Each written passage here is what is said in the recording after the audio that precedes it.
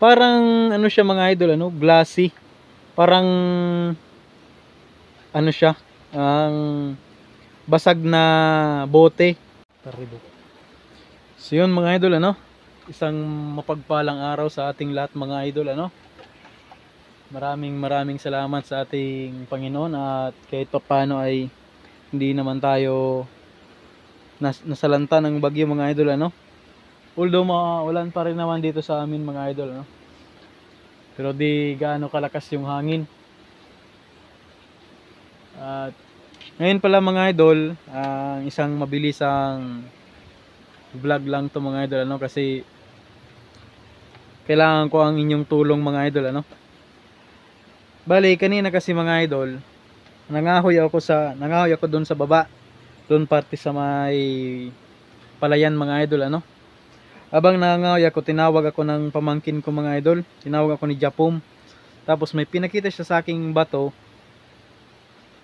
na kakaiba naman talaga mga idol, ano.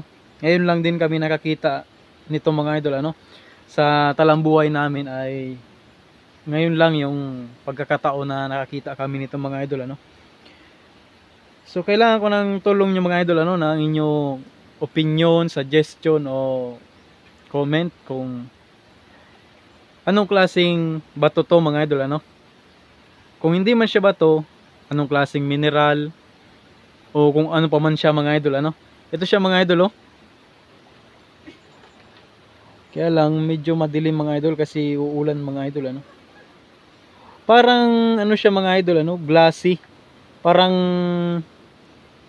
ano siya, ang basag na bote. Kulay puti na bote mga idol, no. Pero napakaano niya mga idol, oh. Napakatigas niya mga idol. Ang tigas niya mga idol, oh. Ito siya mga idol, oh. Galing siya diyan. Pag ganun. Tapos madami siya dito mga idol, oh. Yan mga idol, oh. Parang ito dito part mga idol, parang asin, oh. Parang asin na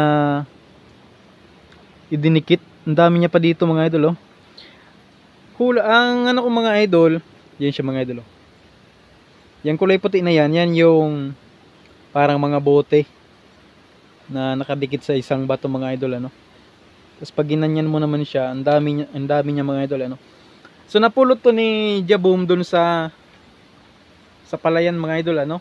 Tapos pinakita niya sa akin. Sayang kasi natapon daw yung ibang part nito dun sa palayan mga idol, ano. So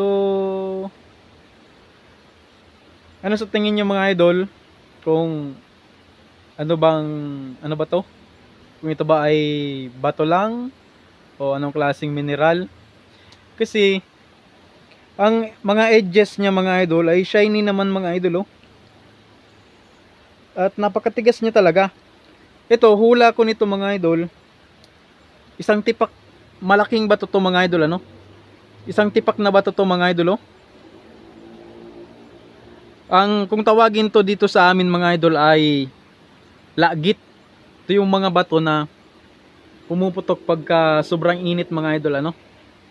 Ito yung mga bato na hindi namin ginagamit pagka nagsasaing, ginagawa naming ano, patungan ng kaldero. Ito yung hindi namin ginagamit kasi pumuputok to kapag sobrang init na. Ito yung mga batong buhay mga idol, ano. Diyan siya na kumapit mga idol, oh. So i-comment nyo mga idol kung pwede nyo i-share tong video na to kung para makita ng iba dun sa mga ano na nangongolekta ng mga bato, sa mga marunong sa science mga idol, ano. You know, shiny naman siya mga idol, oh. Umaano yung ilaw niya, uma-absorb siya ng ilaw mga idol, oh. Di ba? Dito part, oh, ang dami pa dito mga idol, oh. Ano kaya ito mga idol? Baka ito na yung nawawalang bato ni Darna mga idol, no? Kaya di na natin makita si Darna mga idol, oh. Ang ganda niyan tingnan mga idol. So yun mga idol, ano, paki-comment, paki-comment, mag-comment kayo mga idol kung ano, kung alam nyo kung anong klaseng bato to. Itong mga shiny na to mga idol, ano.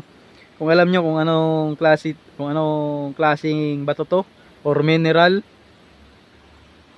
at pwede nyong i-share ang video na to para matulungan tayo.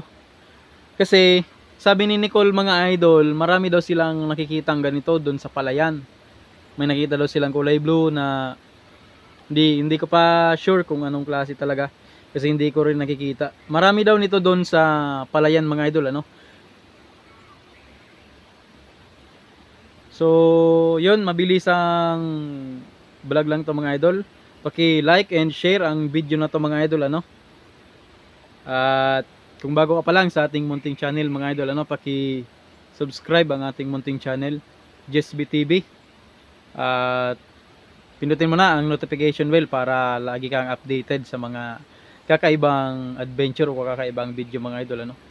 So yun mga idol, ano, ang pakitulungan nyo naman ako masagot ang aking katanungan kung ano mang klaseng bato to, kung importante ba to o kung may makukuha ba tayo dito, kung kailangan ba natin tong itago o itapon na lang mga idol, ano.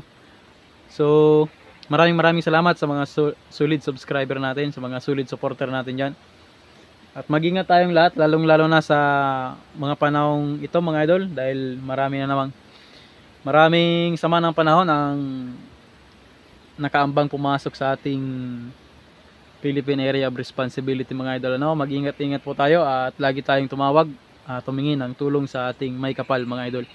Peace.